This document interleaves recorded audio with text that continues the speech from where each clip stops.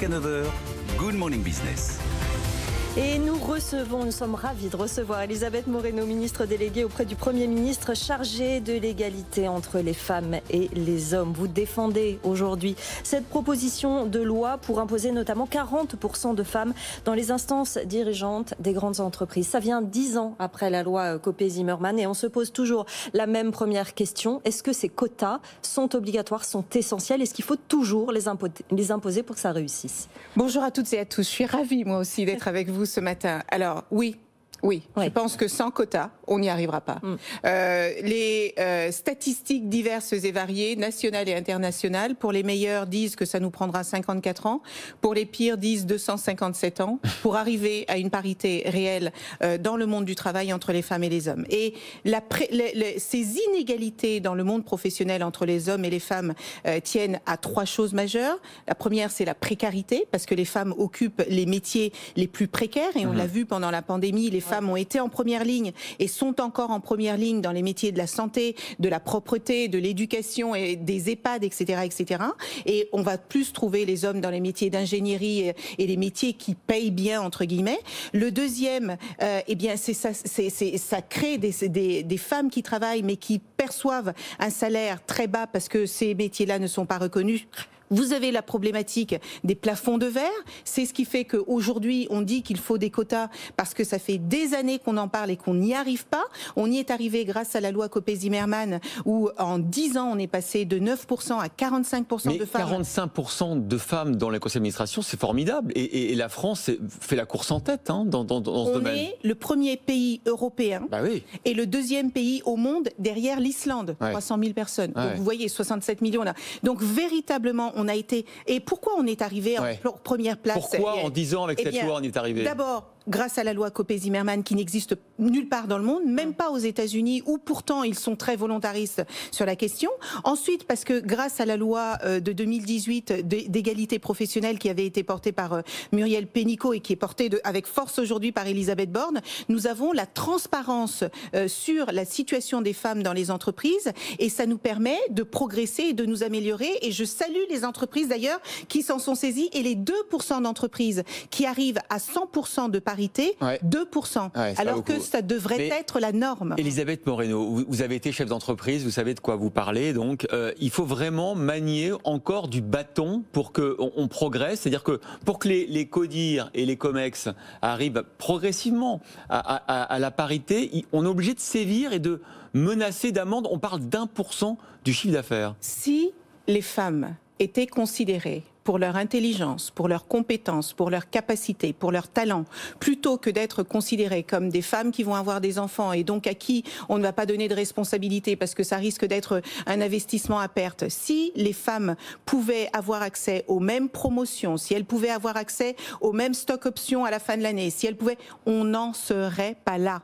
On est en 2021, on a une seule femme qui dirige un grand groupe du CAC 40, alors même que des femmes dirigent des États, qu'elles dirigent des organisations internationales. Est-ce que vous pensez véritablement que c'est une question de compétence? Les femmes sont parfaitement formées, parfaitement capables, mais elles n'ont pas leur place. Et c'est pour ça que je salue la proposition de loi de Marie-Pierre Rixain avec Christophe Castaner, ils sont extrêmement volontaristes tous les deux, et ça couvre toutes les sphères de la société, pas seulement les cadres dirigeants, on en a parlé, mais aussi les femmes qui sont en situation de précarité. On va en parler juste sur le CAC 40 quand même. Mais oui, on cherche et on va bientôt trouver, on va le savoir d'ici quelques heures, la succession d'Emmanuel Faber à la tête de Danone. Vous l'avez dit, il y a une femme dirigeante dans les entreprises du CAC 40. Est-ce que ça doit aussi, cette succession, se poser en ces termes? Est-ce que ça doit primer sur la compétence? Il y a 2 candidats, Nathalie Rousse et puis Antoine de Saint-Affrique. Rien ne prime sur la compétence. Bon. Rien ne doit primer sur la compétence, sur l'efficacité et sur la performance, parce que ce sera contre-productif. Et toutes les personnes qui nous disent que nous n'y arrivons pas parce que nous ne sommes pas capables, je veux juste dire qu'il y a 4 ans encore, un eurodéputé disait que c'est normal que les femmes soient payées moins que les hommes parce qu'elles sont plus petites, plus faibles et moins intelligentes. Non mais le sexisme va encore jusque-là. Mais là par exemple sur Danone, est-ce que ça doit être un critère dans le choix des directeurs ou la directrice générale? Je pense que l'intention de cette loi, c'est de montrer que dans notre pays, nous avons des femmes compétentes, capables. Il y a pléthore d'études qui ont été faites pour montrer que les entreprises où la mixité est réelle et concrète, elles sont beaucoup plus performantes, beaucoup plus durables, beaucoup plus efficaces dans leur manière d'innover, de créer. Qu'est-ce qui fait que nous n'avons encore qu'une seule femme qui dirige un grand groupe du CAC 40 ? Elisabeth Moreno, qu'est-ce que vous diriez ce matin au conseil d'administration de Danone ? Ce que je dirais au conseil d'administration de Danone, c'est que c'est une très belle entreprise qui sert aussi bien des femmes que des hommes, dont les services et les produits vont aussi bien aux femmes que les hommes, qu'il y a 52% de femmes dans notre pays qui utilisent potentiellement leurs produits et qu'il serait temps qu'ils considèrent une candidature de femme. Il faut que la France cesse d'être un pays misogyne. C'est ce que disait hier soir sur ce plateau Laurence Parisot. Vous en pensez quoi ? Moi, j'en pense que le sexisme tue. Il tue physiquement. Vous avez tous en tête encore ce crime atroce de Chahinez qui est assassinée par son mari parce qu'elle décide de le quitter. Le sexisme tue physiquement, mais il tue aussi les rêves et les ambitions.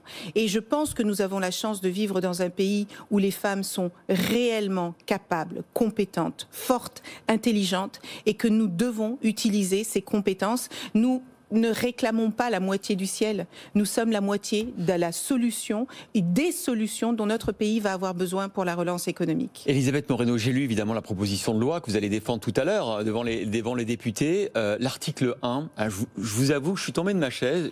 L'article 1 dit une femme salariée devra percevoir son salaire sur son propre compte en banque et pas celui de son mari ou le conjoint. Ça existe encore, des femmes salariées qui versent leur salaire sur le... Ça existe encore ? Juste pour votre information, ça ne fait que 55 ans que les femmes ont le droit d'ouvrir un compte en banque sans l'autorisation de leur mari. 55 ans.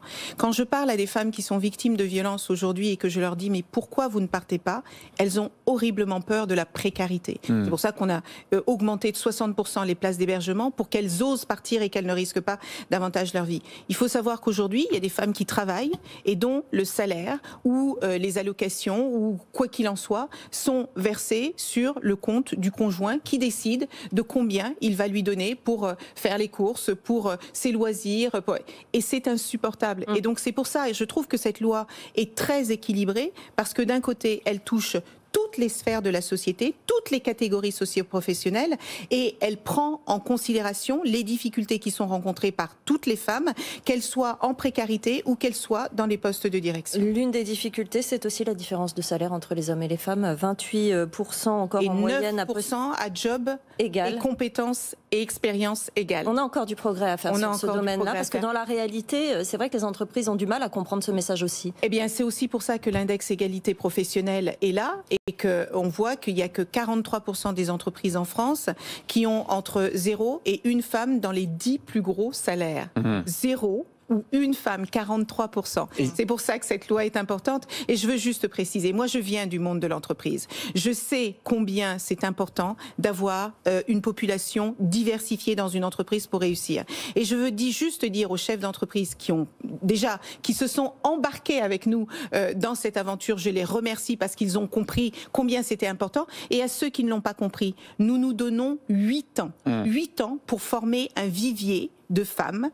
C'est pour ça aussi qu'il y a dans la loi un aspect éducation supérieure, parce que si nous n'avons pas de femmes ingénieurs, eh bien nous n'aurons pas de femmes dans des sociétés aéronautiques. Et c'est un travail collectif que nous devons faire pour changer ces inégalités. Au bout de combien de temps on sanctionnera le fait qu'un COMEX ou un CONIR n'ait pas 30% puis 40% de femmes ? D'abord, je veux partir du principe qu'on n'aura pas à sanctionner parce que tout le monde aura compris. Donc vous ne soutiendrez pas le disposition de la proposition qui prévoit 1% de chiffre d'affaires d'amende ? S'il n'y a pas de sanction, ça ne bougera pas. Bon. Si vous faites une loi et que vous ne mettez pas de sanction et que vous ne faites que du name and shame, comme le MEDEF par exemple le propose, si ça n'était qu'une question de name and shame, il y a longtemps que les choses auraient changé. Moi, je préfère faire du name and claim, mettre en lumière ceux qui font bien, parce qu'il y en a beaucoup qui font bien. L'Oréal fait très bien et je veux en parler. BNP fait très bien et je veux en parler. Et il y a des entreprises qui n'ont même pas encore pris le pas. Comment voulez-vous que nous croyions que les choses changeront sans sanction, alors que nous en sommes encore à une femme dans le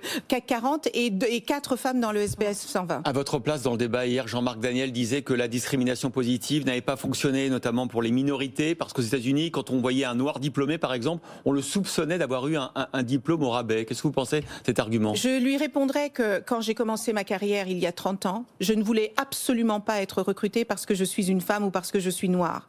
30 ans après, les progrès ont été si ridicules que je pense qu'il faut bousculer les mentalités et les cultures pour pouvoir y arriver. Et je lui répondrai que si on considérait les gens pour leur mérite, on n'aurait pas besoin de quotas.